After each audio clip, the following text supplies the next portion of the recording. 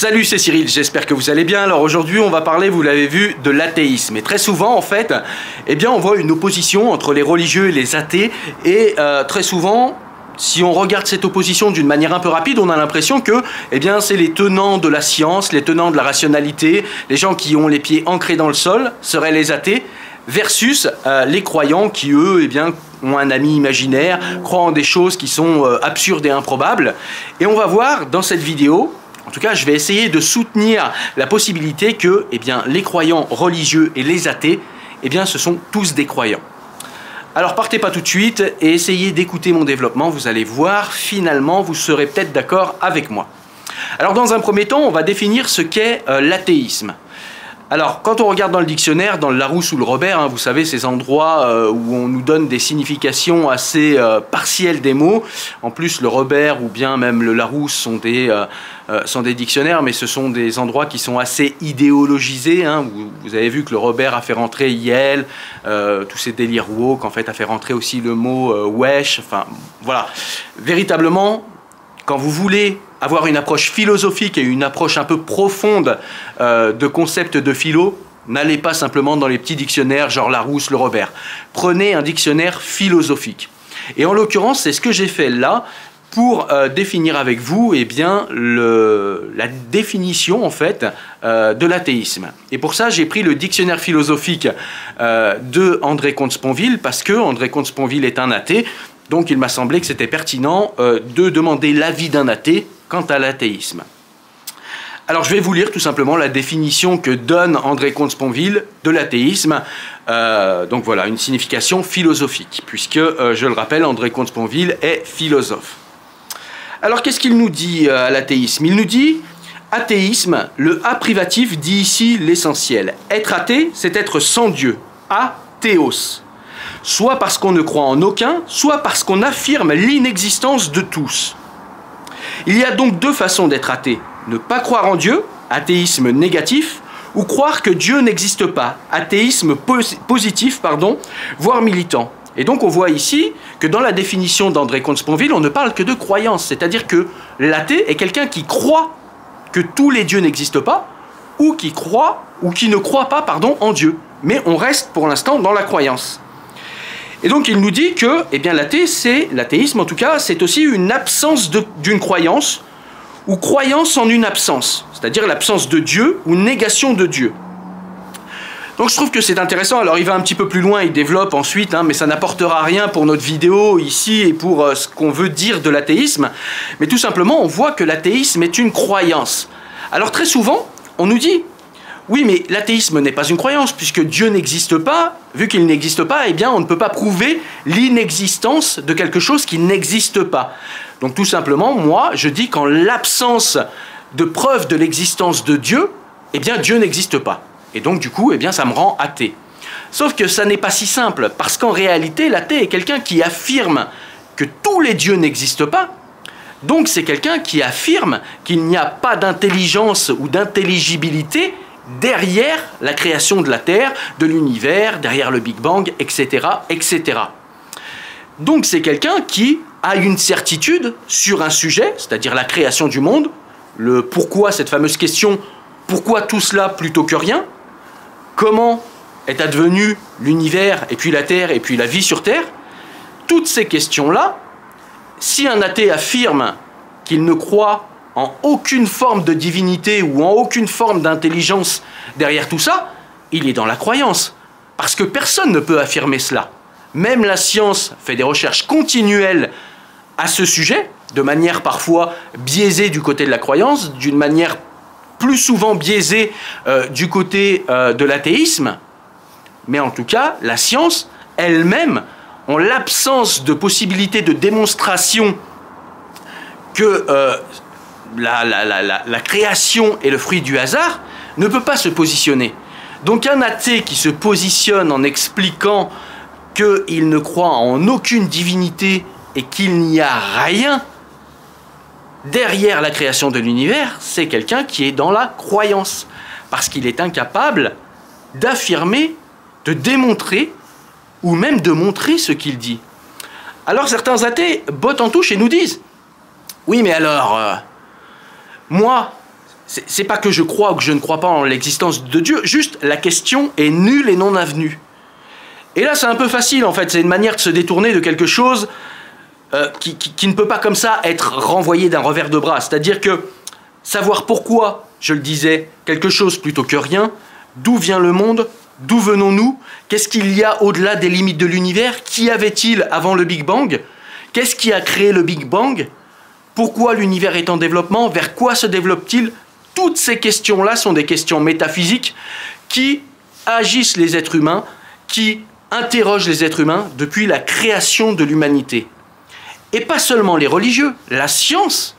Le moteur principal de la science, c'est comprendre. Comprendre d'où nous venons, comprendre d'où vient la matière, comprendre comment tout cela fonctionne, comprendre comment est advenu le Big Bang, comprendre ce qu'il y avait avant le Big Bang. Nous ne le savons pas encore, nous ne savons pas ce qu'il y avait avant le Big Bang. Celui qui déclare qu'il y a un Dieu avant le Big Bang et que Dieu a impulsé le Big Bang est un croyant, clairement. Mais celui qui prétend que le Big Bang est un espèce d'immense hasard et que tout ça est advenu sans qu'il y ait une intelligence extérieure est également dans la croyance, puisqu'en réalité, au jour d'aujourd'hui, scientifiques comme non scientifiques, croyants comme athées, absolument personne n'est capable d'avoir une certitude à ce sujet. Absolument personne n'est capable de démontrer que ce qu'il dit, que ce qu'il croit est la réalité. Sinon, il n'y aurait pas de croyance en Dieu. Si le croyant était capable de démontrer que Dieu existe, alors nous saurions que Dieu existe et la croyance serait inutile. Nous serions dans le savoir. Et c'est exactement la même chose pour l'athée, c'est-à-dire que si nous avions démontré que tout ce que nous connaissons ici, la Terre, l'univers, la création de la vie, n'est que le fruit du hasard, eh bien nous n'aurions plus de raison de croire en Dieu. Et si on avait expliqué le pourquoi du Big Bang, le pourquoi de la création de l'univers, etc., etc., eh bien nous saurions comment tout cela est advenu, et nous n'aurions plus non plus de raison de croire en Dieu. Donc en fin de compte, le seul qui n'est pas dans la croyance, c'est celui qui n'a pas de certitude. Et le seul qui n'a pas de certitude en l'espèce, eh bien c'est l'agnostique. C'est celui qui vous répond « je ne sais pas » à la question de Dieu. Celui qui, quand vous lui demandez d'où vient l'univers, comment est-il advenu, pourquoi est-il advenu, cette personne-là vous répond « je ne sais pas ». Je ne suis moi-même pas agnostique, mais je suis à l'aise avec mes croyances. Je suis conscient que j'ai des croyances. Et souvent, le croyant est conscient qu'il a des croyances. Par contre, c'est vrai que souvent, le croyant a tendance à confondre ses croyances avec du savoir. Et l'athée a également des croyances, au niveau de Dieu, je viens de le montrer, mais au niveau de tout un tas d'autres choses dans sa vie, puisqu'à partir du moment où il est impossible de tout savoir, eh bien, pour se positionner sur les multiples sujets sur lesquels nous sommes amenés à réfléchir tout au long de notre vie, il faut faire confiance à des autorités. Et quand on fait confiance à des autorités, eh bien, nous croyons. Donc l'athée, comme les autres, a beaucoup de croyances, mais même sur le sujet même de l'athéisme, qui est le rapport à une transcendance, à une divinité, à une intelligence, à quoi que ce soit qui a à voir avec les questions métaphysiques du pourquoi tout cela plutôt que rien, et comment est advenu l'univers, la terre et la vie, athées comme croyants ne savent pas. Et ceux qui déclarent qu'ils ont des certitudes, que ces certitudes soient religieuses ou athées, sont dans la croyance. Le seul qui ne croit pas, c'est, encore une fois, l'agnostique, puisque lui dit, en l'absence de preuve de l'existence de, et en l'absence de preuve de l'inexistence de, mais encore une fois, en plus, en l'absence de toute considération possible sur ce qui a fait advenir l'univers et sur ce qui a impulsé sa création, au jour d'aujourd'hui, à la lumière des éléments scientifiques, factuels et rationnels qui me sont présentés, je ne sais pas. C'est la seule position rationnelle où on peut dire que nous ne sommes pas croyants. Parce que l'agnostique n'a pas de certitude. C'est quelqu'un qui est en constante recherche. Alors ça ne veut pas dire que les croyants ne sont pas en constante recherche. Un croyant peut être en constante recherche. Évidemment qu'un athée peut être aussi également en constante recherche. Parce que dans un être humain, Spinoza l'a montré dans le traité de l'amendement de l'intellect, on peut très bien séparer ce que l'on sait de ce que l'on croit. Et à partir du moment où on ne mélange pas les deux, eh bien, on appuie notre savoir, nos raisonnements et nos réflexions sur ce qu'on sait, mais par contre, on va remettre régulièrement en question ce qu'on croit. Et ça va nous permettre d'avancer, de transformer nos croyances en savoir au fur et à mesure que les sciences et notre intelligence progressent. Mais on aura toujours, en ce qui concerne pour l'instant les questions métaphysiques dont j'ai parlé, on n'aura toujours que des croyances si on décide d'avoir des certitudes. Alors c'est pas grave que l'athéisme soit une croyance ou que les religieux soient des croyants. En fait, il suffit juste de le savoir. Encore une fois, parce que je le répète, il ne faut pas mélanger croyance et savoir. Il faut véritablement faire une distinction entre les deux, ce qui permet de relativiser nos croyances, et donc peut-être d'accepter un peu plus facilement celles des autres, mais également, quand on relativise nos croyances, ça nous permet de les remettre en cause plus facilement, et donc du coup, d'avancer vers le savoir, de réactualiser nos croyances quand elles n'étaient pas les bonnes. Et d'un autre côté, quand on est assis sur des savoirs et qu'on sait ce qu'on sait, et qu'on est véritablement solide sur son savoir, eh bien ça nous permet de ne pas relativiser le savoir et de ne pas sombrer dans un relativisme total où plus rien ne serait vrai et où chacun aurait sa propre réalité, parce qu'on a quand même une réalité qui est universelle et qui est souvent définie par ce qui est factuel, quoique les sens sont aussi relatifs à nos êtres et à nos perceptions et à notre façon de voir le monde. Mais en tout cas, au niveau de la rationalité, c'est ce qu'il y a de plus universel entre nous. Donc ça, c'est quelque chose qu'il ne faut pas relativiser. En revanche, il faut bien penser à relativiser ses croyances. Et ça, c'est vrai que les athées ont véritablement du mal avec ça. Parce que très souvent, les athées, comme ils ne croient pas en Dieu, eh bien, ils se croient au-dessus de la mêlée, ils se croient détenteurs de la rationalité, et en fin de compte, ils croient combattre l'arrogance des religieux, qui sont très souvent les religieux des arrogants, qui pensent qu'un Dieu les protège, qui pensent qu'un Dieu ne pense qu'à eux, et qui pensent avoir la vérité absolue de par leur Dieu. Eh bien, du coup, les athées sombrent dans le même travers quand ils pensent que l'athéisme n'est pas une croyance. Ils pensent se réclamer absolument tout le temps de la science. On a vu des athées qui, par exemple, pour mettre sous le tapis la question de Dieu, qui est une question véritablement embarrassante pour les athées, surtout quand ils sont militants, et en fait, eh bien, ils arrivent à inventer des croyances, en fait, pour mettre sous le tapis ça. Ils ont inventé, par exemple, l'hypothèse des multivers. C'est-à-dire que face à, je vous donne un exemple rapide, mais face à la théorie des réglages fins, donc cette théorie des réglages fins, elle postule tout simplement que, eh bien, dans l'univers, au niveau des atomes, au niveau des gaz, au niveau de la façon dont est formée la Terre, en fait, tout est tellement bien agencé, tout est tellement vraiment millimétré à 10 ou 20 chiffres après la virgule, pour que la vie apparaisse, que ce n'est pas possible, en fait, que ce soit le hasard. Et donc, se pose la question, si ça n'est pas le hasard, se pose naturellement la question d'une intelligibilité derrière la création de l'univers. Est-ce qu'il y a quelqu'un, pas forcément un barbu anthropomorphique, mais est-ce qu'il y a une intelligence derrière la création de l'univers?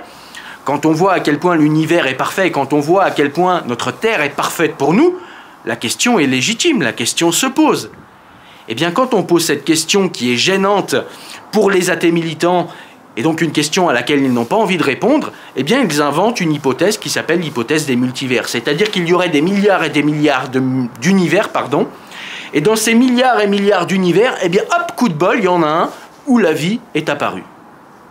Et très souvent, en plus, ils nous présentent ça comme une théorie, quelque chose qui se réclame de la science, alors que ce n'est qu'une hypothèse. L'hypothèse des multivers n'a pas plus de consistance scientifique que la croyance en l'existence du Dieu des monothéistes. Donc on voit ici encore une fois que les athées aussi sont capables de développer des croyances qui sont souvent d'ailleurs appuyées, pense-t-il, sur la science, mais en réalité sur un scientisme qui déforme la science, tout comme la religion a tendance aussi à déformer la science pour la caler sur ses vues et sur sa perception du monde. Et donc on voit en réalité des athées militants qui se réclament de la science, qui se réclament de la rationalité, et puis en face des religieux qui se réclament de la vérité absolue révélée par leurs livres, par leurs dieux, par leurs prophètes, ou que sais-je. Ces gens-là pensent être ennemis, ces gens-là pensent être différents. Ils sont pareils. Ce sont deux catégories de croyants qui se battent pour nous expliquer que leur croyance est la vérité, pour nous expliquer que leur croyance est la vérité vraie. Ces gens-là sont deux groupes de croyants, et il serait bien qu'ils commencent à le comprendre pour pouvoir commencer à discuter de leurs croyances et retrouver un discours intelligent et intelligible autour des questions métaphysiques qui, encore une fois, sont des questions qui sont très anciennes. On retrouve par exemple, en ce moment, je suis en train de lire Platon, et on retrouve dans les récits qu'il nous fait de Socrate, c'était il y a 2500 ans, eh bien on retrouve ces mêmes questions existentielles. Et il serait bien en fait de ne pas négliger ces questions métaphysiques parce qu'elles sont à la base de toutes les recherches que l'on mène sur cette planète depuis que l'humanité existe. Donc la vidéo est à présent terminée. J'espère que j'ai pu vous amener des éléments de réflexion. En tout cas, si c'est le cas, n'hésitez pas à partager la vidéo, n'hésitez pas à liker, n'hésitez pas à me poser des questions supplémentaires si je n'ai pas répondu à toutes vos questions dans cette vidéo. Moi, je vous dis à très bientôt pour une nouvelle vidéo. Portez-vous bien. Ciao.